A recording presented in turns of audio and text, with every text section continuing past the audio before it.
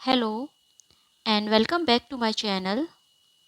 आज का जो हमारा टॉपिक है वो है चार्ल्स लैम्ब।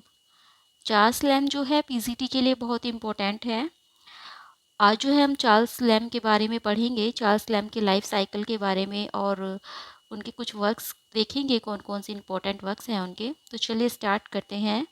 चार्ल्स लैम्ब, सबसे पहले जो है चार्ल्स लैम्ब का जन्म हुआ था 10 फेब 1775 को, 10 फरवरी 1775 ईस्वी को, और प्लेस था inner temple, city of London, United kingdom.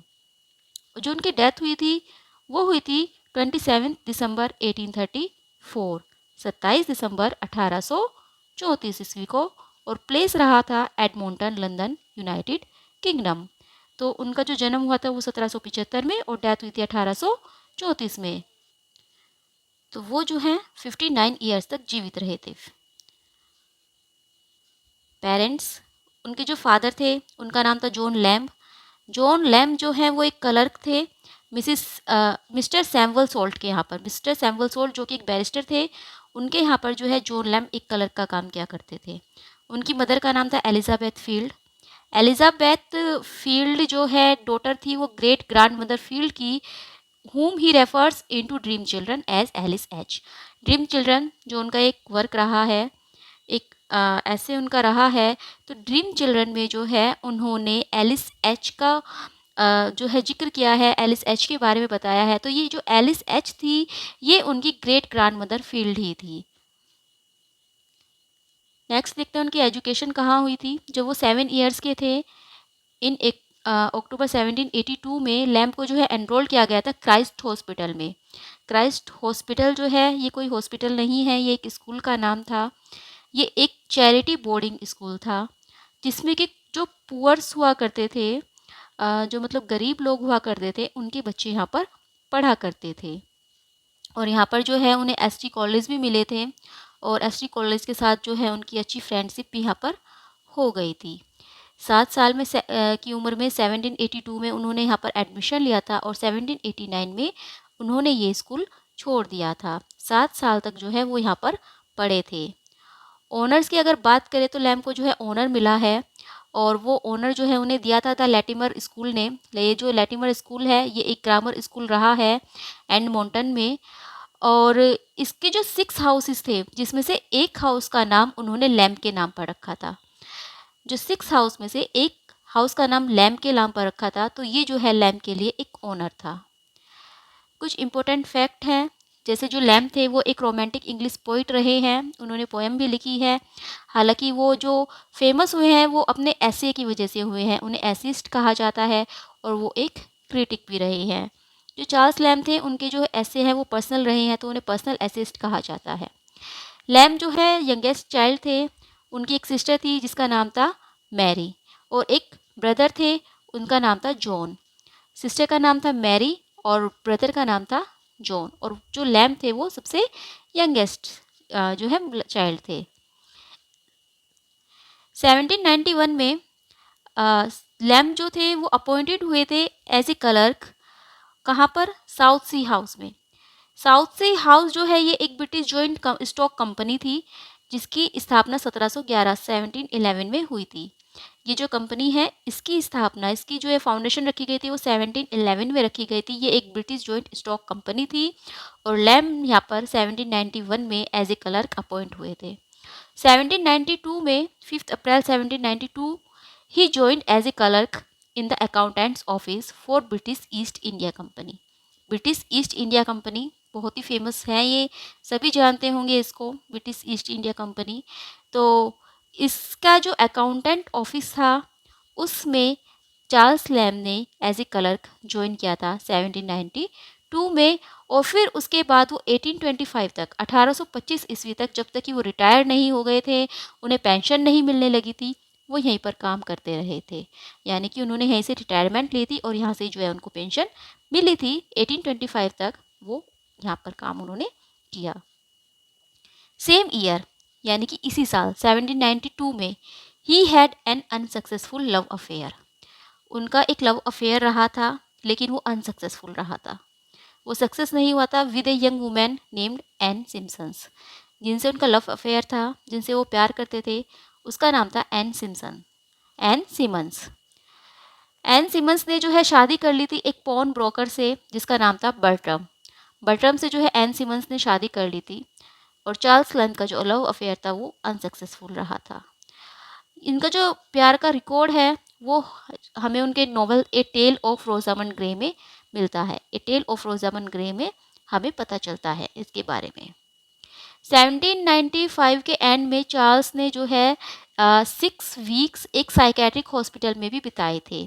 6 हफ्ते जो है वो एक साइकेट्रिक हॉस्पिटल में रहे थे, क्योंकि उनके जो है मतलब एक बीमारी थी पागलपन की आप कह सकते हो, और वो शायद जेनेटिक थी, क्योंकि उनकी बहन जो थी मैरी, उसके अंदर भी वो बीमारी थी। उनके मैरी के अंदर ज़्यादा थी, चार्ल्स के अंदर इतनी ज़्यादा नहीं थी, इसीलिए वो 6 वीक में ठीक होकर आ गए थे। क्योंकि 22 सितंबर 1796 को उनकी जो बहन थी मैरी, मैरी ने अपने उसी पागलपन के दौरे में फिट ऑफ मैडनेस में अपनी मदर को मार दिया था। अपनी मदर को उन्होंने जान से मार दिया था, और अपने फादर को उन्होंने वाउंडेड कर दिया था। पिता पर हमला किया था जिसमें पिता तो बच गए थे, लेकिन उनकी माता जो है वो मर गई थी। मैरी उस वक्त पागलपन के दौर से गुजर रही थी, और चार्ल्स लैम्ब भी थे जिन्होंने मैरी को संभाला था, जिन्होंने मैरी का साथ दिया था। अदरवाइज़ जो है मैरी को सबने आइसोलेट कर दिया था, लेकिन चार्ल्स लैम्ब ने उस वक्त अपनी बहन का साथ नहीं छोड़ा था। 1819 में जब वो 44 ईयर्स के थे चार्ल्स लैम्ब, तो वो फिर से प्यार में पड़े थे, उन्हें फिर से प्यार हो गया था, और एक एक्ट्रेस से उनसे प्यार हुआ था, और वो थी फैनी कैली। फैनी कैली जो उस एक्ट्रेस का नाम था ऑफ कोवेंट गार्डन, और उन्होंने मैरिज के लिए प्रपोज भी किया था, लेकिन फैनी कैली ने भी उन्हें मना कर दिया था। फैनी कैली ने भी जो उससे शादी नहीं की थी। चार्ल्स लैम्ब जो है इसीलिए मतलब पूरी लाइफ जो है वो अनमैरिड ही रहे थे, क्योंकि उनसे किसी ने भी शादी नहीं की थी, उनका कोई लव अफेयर सक्सेसफुल नहीं रहा था। 1820 में लैम्ब और जो मैरी है वो एक बहुत ही सुंदर लड़की से मिले थे जिसका नाम था एमा आइसोला। एमा आइसोला जो है ये बहुत ही सुंदर छोटी सी लड़की थी, ये ज़्यादा मतलब कोई बड़ी लड़की नहीं थी, एक छोटी बच्ची थी। और एमा आइसोला की जो है फादर की डेथ हो गई थी 1823 में, और जब 1823 में एमा आइसोला की फादर की डेथ हुई थी तो लैम्ब और मैरी ने जो है उस लड़की को अडॉप्ट कर लिया था। 27 दिसंबर 1834 चार्ल्स लैम्ब की डेथ हो जाती है, और चार्ल्स लैम्ब की डेथ होती है एक बीमारी से। उनको जो है बीमारी थी, उनको एक बीमारी थी स्टेप्टोकोकल, ये एक गठिया की बीमारी है, इन्फेक्शन उनको हो गया था, और एरिसिपेल्स ये त्वचा संक्रमण है। तो इनको जो है ये बीमारियां हो गई थी, जिस वजह से 1834 में उनकी डेथ हो गई थी। लिटरेरी करियर की अगर उनकी बात करें तो उन्होंने जो है अपना लिटरेरी करियर एक पोइट के रूप में स्टार्ट किया था, लेकिन वो एक पर्सनल एसिस्ट के रूप में जाने जाते हैं। फेमस वो ऐसे लिखने से हुए थे, उनके ऐसे बहुत फेमस हुए थे, हालांकि उन्होंने अपने करियर की शुरुआत एक पोइट के रूप में की थी। लैम्ब की जो फर्स्ट पब्लिकेशन थी वो 1796 में आई थी, जब उनके द्वारा लिखे गए 4 सोनेट्स पब्लिश हुए थे mister Charles lamb of the India house के नाम से। और ये जो पब्लिश हुए थे ये जोसेफ कोटल ने पब्लिश कराए थे 1796 में, और ये पब्लिश भी हुए थे कॉलरिज के वर्क पर। जो कॉलरिज के वर्क था पोएम ऑन वेरियस सब्जेक्ट, तो इसी में जो है चार्ल्स लैम्ब के 4 सोनेट पब्लिश हुए थे mister Charles lamb of the India house के नाम से। जोसेफ कोटल ने जो है ये पब्लिश कराए थे। चार्ल्स ने जो है एक लेटर लिखा था कॉलरिज को अबाउट मैट्रिसाइड, अपनी जो उनकी मदर की डेथ हुई थी, या मदर को जो मतलब उनकी बहन ने मार दिया था, मैट्रिसाइड जो हुआ था। तो 1796 में चार्ल्स ने कोलरिज को लेटर लिखा था और उसमें मैट्रिसाइड के बारे में बताया था, क्योंकि चार्ल्स लैम्ब जो है कोलरिज को अपना सबसे अच्छा मित्र मानते थे। इतना अच्छा मित्र मानते थे कि वो उन पर बहुत विश्वास करते थे, और मतलब उनसे अपने सीक्रेट भी शेयर किया करते थे। तो इतनी बड़ी बात चार्ल्स ने एसटी कॉलेज को बताई थी एक लेटर लिखकर।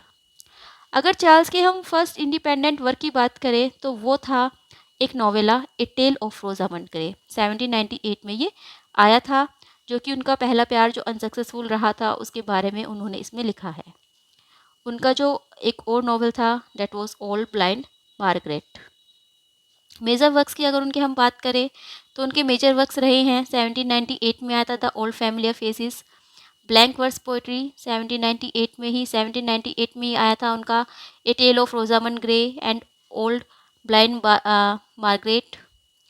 1802 में जॉन वुडविल आया था, ये एक पोइटिक ड्रामा रहा है। 1803 में हेस्टर। 1806 में आया था the king and the queen of heart. 1807 में tales from Shakespeare. Tales from Shakespeare जो है ये मैरीज और जो सॉरी चार्ल्स लैम्ब दोनों ने मिलकर लिखा था, इनका एक कोलैबोरेशन था। और इसमें जो है उन्होंने शेक्सपियर की कॉमेडीज़ और कुछ ट्रेजेडीज़ को लिया था। 1807 में mister H A farce in 2 acts ये आया था। 1808 में द एडवेंचर ऑफ यूलाइसिस, ये बच्चों की लिए एक वर्क है उनका। 1808 में आया था मिसिस लेसिस्टर्स स्कूल। 1808 में ही आया था उनकी specimen of English dramatic poets who lived about the time of Shakespeare. 1811 में on the tragedies of Shakespeare. 1821 में witches and other night fears. 1825 में द पॉन ब्रोकर्स डॉटर और 1867 में इलियाना। ये उनके कुछ मेजर वर्क्स रहे हैं। और सबसे जो मेजर वर्क्स उनका रहा है जिनकी वजह से वो फेमस हुए हैं, date was essay of Iliya. Essay of इलिया जो है ये उनके एसेस का कलेक्शंस है। लैम्स के जो एसेस थे वो सबसे पहले जो अपेयर हुए थे वो हुए थे लंदन मैगजीन में। 1822 में जो है वो स्टार्ट हुए थे पब्लिश होने, और वो 1825 तक पब्लिश होते रहे थे। मतलब उनका एक एक ऐसे जो है पब्लिश होता था। तो वो 1820 से 1825 तक लगातार 5 साल तक जो लैम्प के ऐसे रहे हैं वो पब्लिश हुए हैं। और बाद में जो है उनकी जो एसेस थे उनको कलेक्ट किया गया और फिर उनको 2 वॉल्यूम में पब्लिश कराया गया। ऐसे ऑफ इलिया 1823 और सेकंड वॉल्यूम जो उनका आया था लास्ट एसेस ऑफ इलिया 1833। 1823 में पहला कलेक्शन आया था और 1833 में उनका सेकंड कलेक्शन और लास्ट कलेक्शन आया था। और ये पब्लिश किया था एडवर्ड मोक्सन ने। लैम ने जो है जो ये एसेस लिखे थे ये एक स्यूडोनियम के अंडर लिखे थे। उन्होंने अपना नाम नहीं लिखा था बल्कि उन्होंने एक स्यूडोनियम लिया था और वो था इलिया। लंदन मैगजीन के लिए मतलब जो उन्होंने ऐसे लिखे थे तो उसमें वो इलिया के नाम से लिखते थे। और ये जो इलिया का नाम था ये उन्होंने बोरो किया था या उन्होंने जो है मतलब ये नाम मिला था उन्हें एक ओल्ड इटालियन क्लर्क से at the South Sea House. जब साउथ सी हाउस में चार्ल्स लैम्ब काम करते थे तो वहाँ पर ही एक ओल्ड इटालियन क्लर्क था जिसका नाम था इलिया, और वहीं से जो है उन्होंने ये नाम अडॉप्ट किया था और इस नाम के अंडर ही उन्होंने अपने वर्क पब्लिश कराए थे। अपने एसेज जो है उन्होंने लंदन मैगजीन में पब्लिश कराए थे।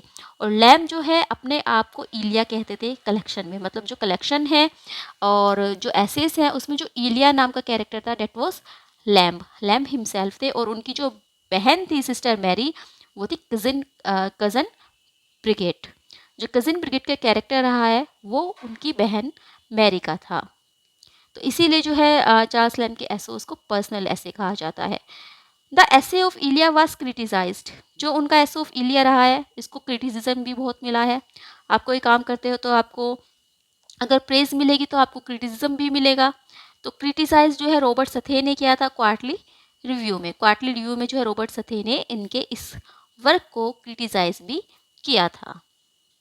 अब जो उनका वर्क रहा है एसे ऑफ इलिया 1823 उनमें उसके बहुत सारे एसेज थे, लेकिन जो इम्पोर्टेंट ऐसे हैं वो ये थे the South Sea House, Oxford in the vacation, Christ Hospital 5 and 30 years ago, the two races of man, New Year's Eve, Mrs Battle's opinions on whist, a chapter on ears, All Fools' Day, a Quaker's meeting, the old and the new school master, Valentine's Day, imperfect, sympathies, witches and other night fears, my relations, mockery and in Hertfordshire, modern gallantry, dream children, a bachelor's complaint। ये जो dream children है ये एल्टी grade में भी है। Last assess of Elia में जो है कुछ इम्पोर्टेंट ऐसे रहे हैं poor relation, stage illusion, to the shade of Elliston, the convalescent, the wedding, old china, the child angel, a dream और popular fallacies. Some other facts उनके देखते हैं, जैसा कि पहले भी आया था ये कि चार्ल्स लैम्ब ने जो है अपना लिटरेरी करियर ऐसे पोइट स्टार्ट किया था, लेकिन वो जाने एसिस्ट के नाम से जाने जाते हैं। चार्ल्स लैम्ब को जो है प्रिंस अमंग एसिस्ट कहा जाता है। प्रिंस अमंग एसिस्ट कौन है? वो है चार्ल्स लैम्ब। चार्ल्स लैम्ब ने जो है पर्सनल एसेज लिखे हैं। चार्ल्स लैम्ब के जो ऐसे हैं वो पर्सनल है, तो इसलिए उन्हें पर्सनल एसेस्ट कहा जाता है। चार्ल्स लैम्ब के ऐसे जो ऑटोबायोग्राफिकल हैं, उन्होंने खुद ही कहा है कि I am myself the subject of my essays, कि मेरे जो एसेज हैं उनका जो सब्जेक्ट है मैं खुद हूँ। उनके जो एसेज थे वो रिप्लीट थे ह्यूमर और पाथोस से, यानी कि उनके एसेज में आपको ह्यूमर भी मिलेगा, हंसी खुशी भी मिलेगी और दुख भी मिलेगा। तो ह्यूमर से और पैथोस से जो है उनके एसेज रिप्लीट थे, परिपूर्ण थे। वो 19th सेंचुरी से बिलोंग करते थे और सर थॉमस ब्राउनी से वो बहुत ज़्यादा इन्फ्लुएंस थे। उन्होंने जो है अपने और अपनी सिस्टर के लिए जो है उन्हें डिसेंट लिविंग जो है अर्न करनी थी, जीविका जो उन्हें चलानी थी, तो इसीलिए उन्होंने शॉर्ट आर्टिकल्स भी लिखना स्टार्ट किया था लंदन न्यूज़पेपर के लिए 1801 के आसपास, 1801 के आसपास। चार्ल्स लैम्ब ने जो है अपनी बहन मैरी का बहुत ज़्यादा साथ भी दिया था, मतलब बहुत ज़्यादा उनके केयर वो करते थे। Le Grice and Lloyd were his faithful friends. Le Grice और लॉयड जो है उनके फेथफुल फ्रेंड्स रहे हैं। एसटी कॉलेज तो उनके बहुत ही ज़्यादा क्लोज फ्रेंड रहे हैं, बाकी ये भी जो है उनके फेथफुल फ्रेंड रहे हैं। चार्ल्स लैम्ब ने अपनी लाइफ में कभी शादी नहीं की, वो अनमैरिड ही रहे हैं। एसटी कॉलेज ने जो है लैम्ब को कहा था माई जेंटल हार्टेड चार्ल्स। माई जेंटल हार्टेड चार्ल्स, ये लाइन चार्ल्स लैम्ब के लिए एसटी कॉलेज ने बोली थी। चार्ल्स लैम्ब जो है अपने हॉलीडेज ब्लैकवेयर, जो कि हर्टफोर्डशायर में है, अपने जो है वैकेशंस, अपने जो हॉलीडेज़ हैं वहाँ पर पास किया करते थे, जहाँ पर जो है उनकी मैटरनल जो ग्रैंड मदर थी, उनकी नानी माँ, इस तरह एक तरह से मिसिस फील्ड, वो एक हाउसकीपर थी to the family of the Plumbers. Plumbers की फैमिली पर, मतलब एक प्लम्बर्स की फैमिली वहाँ पर रहती थी और उनकी हाउसकीपर जो थी वो उनकी नानी थी मिसिस फील्ड, और उन्हीं के पास जाकर वो अपनी हॉलीडेज़ व्यतीत किया करते थे, पास किया करते थे, अपने वैकेशंस जो है वो वहाँ पर ही बिताया करते थे। जो उनका वर्क है द एडवेंचर ऑफ यूलाइसिस, ये एक इंडिपेंडेंट वर्क उनका रहा है चार्ल्स लैम्ब का, और ये बच्चों के लिए है। और इन्होंने जो है अपनी सिस्टर के साथ इसमें कोई कोलैबोरेशन नहीं किया है, उन्होंने खुद से ही जो है ये वर्क लिखा है। उनकी जो सबसे पहली पोइटिक अचीवमेंट रही है वो 1828 में आई थी, जब उन्होंने एक पोएम लिखी थी on an infant dying as soon as it was born. On an infant dying as soon as it was born, ये उनकी पोएम लिखी थी, तो उन्हें अचीवमेंट मिली थी। जो उनका वर्क रहा है टेल्स फ्रॉम शेक्सपियर, जिसमें बताया था कि उसमें शेक्सपियर की कॉमेडीज़ और ट्रेजेडीज़ उन्होंने ली है, तो उसमें जो है मैरी ने 14 कॉमेडीज़ उनकी ली है शेक्सपियर की, और चार्ल्स ने जो है 6 ट्रेजेडीज़। तो मैरी ने 14 कॉमेडीज़ हैंडल की है और चार्ल्स ने उनकी 6 ट्रेजेडीज़ हैंडल की है। लैम्ब इमेजनरी नेम यूज़ किया करते थे।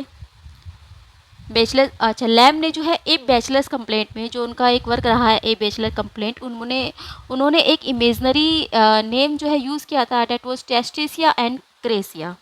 टेस्टेसिया एंड कैरेसिया बैचलर्स कंप्लेंट में उन्होंने ये इमेजनरी नाम यूज़ किया है। लैम्ब की एक पोएम है द ओल्ड फैमिलियर फेसेस, वो जो है कंसर्न करती है लैम्ब की मदर की डेथ पर। लैम्ब की मदर की डेथ पर जो है उन्होंने लिखी है ये poem the old familiar faces.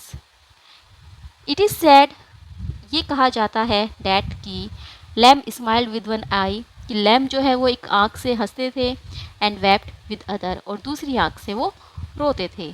तो ये लाइन किसके लिए कही जाती है? ये लैम्ब के लिए कही जाती है कि वो एक आँख से हंसते थे और एक आँख से रोते थे। इसका मतलब ये है कि उनके एसेस में आपको एक ब्लेंडिंग मिलेगी ह्यूमर्स की और पाथोस की, सुख की दुख की एक मिलावट जो है उनके एसेस में आपको मिलेगी। विलियम वर्ड्सवर्थ ने जो एक एपिटफ लिखी है चार्ल्स लैम्ब के ऊपर, written after the death of Charles Lamb. Epitaph जो है विलियम वर्ड्सवर्थ ने ये चार्ल्स लैम्ब के ऊपर लिखा है। ईवी ल्यूकस ने जो है चार्ल्स लैम्ब को कहा था the most lovable figure in English literature, English literature की सबसे लवेबल फिगर, और वर्ड्सवर्थ ने उनको बोला है Froelich and gentle. PB Shelley ने उनको बोला है what a lovely thing is Rosamund grey, यानी कि पीबी शैले ने उनका जो वर्क है रोजामंड ग्रे, उसकी प्रेज करते हुए, उसकी प्रशंसा करते हुए लिखा है कि what a lovely thing is Rosamund Grey, how much knowledge of the sweetest part of our nature in it, कि रोजामन ग्रे जो है कितनी प्यारी चीज़ है, कितना प्यारा वर्क है, और कितनी नॉलेज जो है हमें हमारे नेचर के स्वीटेस्ट पार्ट की इसमें मिलती है। कॉलरिज ने जो है चार्ल्स को कहा था जेंटल हार्टेड चार्ल्स। तो ये थे चार्ल्स लैम्ब की लाइफ साइकिल।